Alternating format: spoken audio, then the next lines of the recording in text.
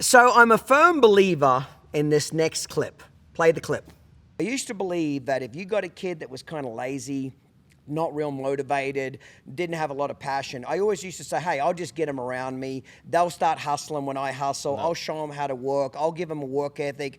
I'll show them how to do good business. Here's what I've learned. When you've got your foot on their head and you're telling them when to shit, when to get out of bed, when to go to bed, you give them that structure, you give them that guidance, you give them that discipline, they can excel. They can go from a bum kid to having some good shit. But when you take your foot off their neck or they leave your ranch, people always go back to what they were. Yeah. So the kids that I found like you that had passion and drive, when they left your ranch, they stayed with passion and drive. Yep. The kids that you found that were kind of lazy and unmotivated, even though you might have got them doing some really good shit and doing great hustle, and 4 or 5 years later, when they left my ranch, they eventually went back to what they were. Yep. How you find people is really how they end up in the end. The older I get, the more I realize you can't change people. People have to want to change.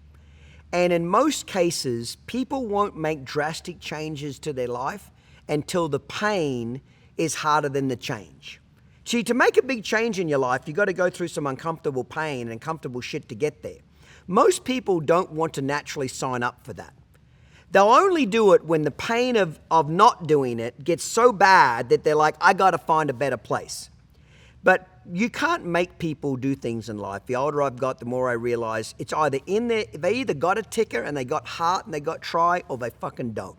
I used to think that all young adults, that I could mentor them and help them and teach them how to be driven and teach them how to make money and teach them how to be successful in life. And some of them you can, but the ones that really worked out were also the ones that had drive and passion and desire when I met them too. And every single one of these young adults that I found that was half fucking lazy when I found them, when they leave your guidance, they go back to what they naturally are, which is lazy.